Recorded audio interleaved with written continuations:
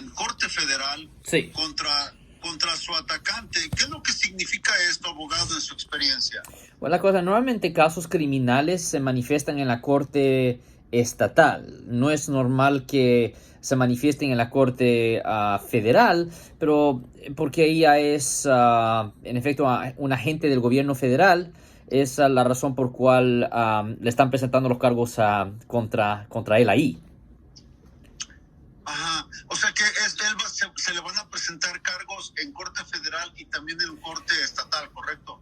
A él le pueden, a la opción de la ley, a ellos definitivamente le pueden presentar cargos federales y también estatales, porque son dos jurisdicciones separadas.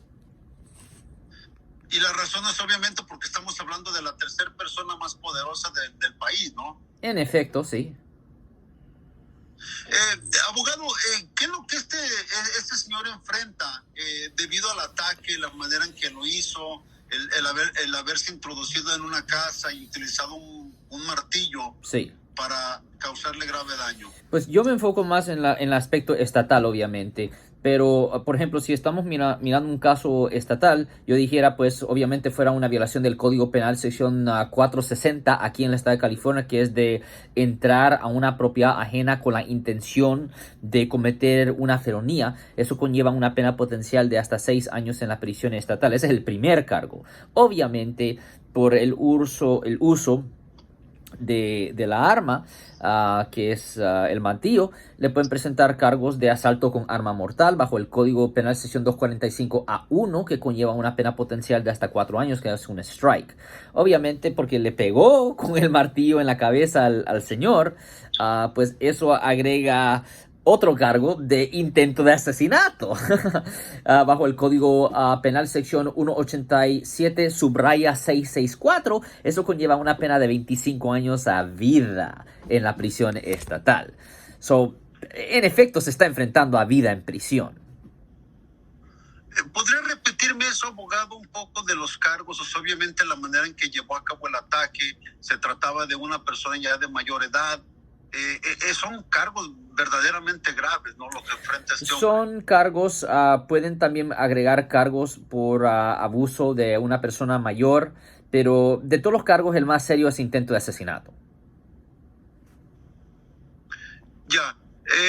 ¿Y me podría, por favor, repetir un poquito los cargos que enfrenta, de cargos de asesinato, el uso de armas? Ok, pues primero el que yo mencioné primero es de, como dicen en inglés, burglary, de entrar como ladrón a una propiedad privada, a una casa privada, bajo el Código Penal de California, sección 460. Eso conlleva una pena potencial de hasta 6 años en la prisión estatal. El otro cargo que se me mete en mente es asalto con arma mortal, que es una violación del Código Penal de California 245A1. Eso conlleva una pena potencial de hasta 4 años en la prisión estatal.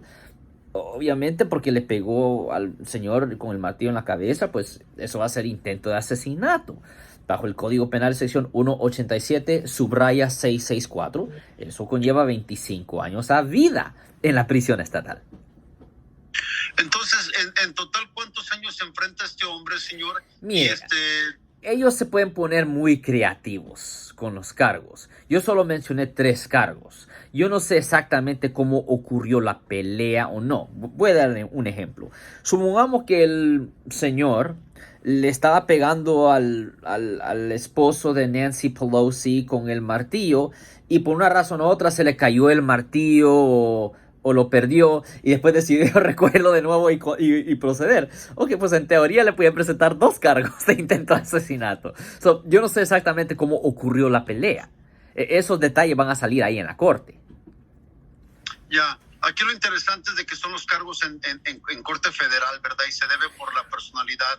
Bueno, los cargos que yo acabo de mencionar son cargos estatales. Son estatales.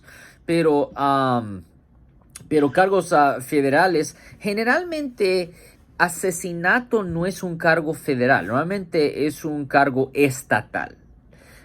Pero hay cargos que les presentan a las personas, cargos federales que les presentan. Por ejemplo, si usted le hace algo a un cartero, alguien que le está trayendo correo, eso no le va a ir muy bien y eso sí va a ir a la Corte Federal.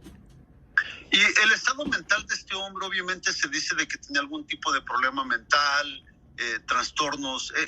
¿Esto hace alguna diferencia a la hora de responder a estos cargos? Absolutamente, porque, por ejemplo, si yo fuera el abogado representándolo a él, después de que yo lo entrevistara y yo le dijera al juez, mire, señor juez, antes de que los cargos procedieran, yo quisiera que se le hiciera una análisis psicológica.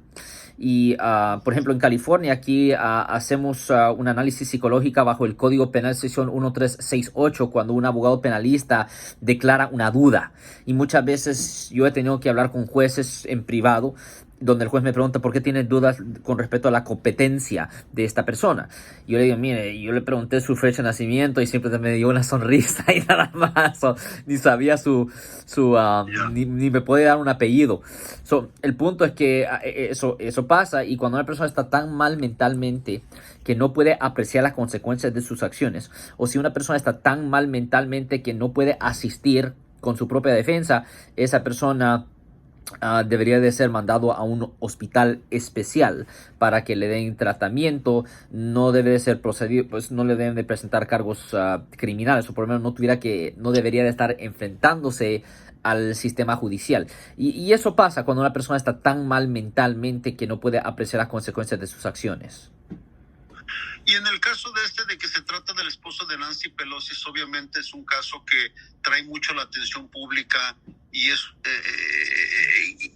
sin lugar a dudas que tiene sus consecuencias, ¿no? Tiene un efecto, pues, a la hora de los cargos.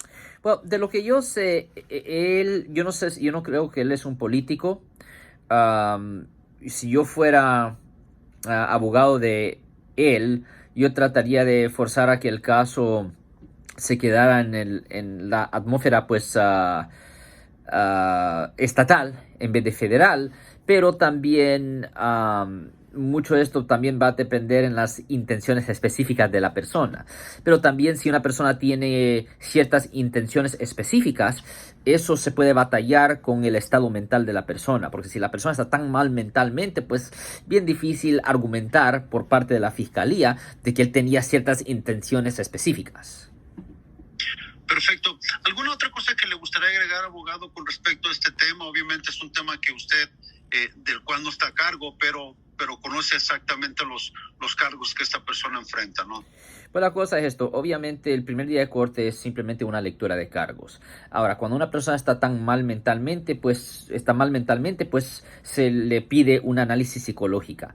Si la persona está perfectamente bien, no es una persona mentalmente mal, normalmente se entrega declaraciones de no culpable, se tiene que ordenar copias del reporte de la policía y cualquier otra evidencia física que ellos tengan. El juez tiene que dar otra fecha para regresar a la corte y empezar a resolver el caso con la fiscalía, y es un proceso que se puede tardar años a veces para que el caso pues termine.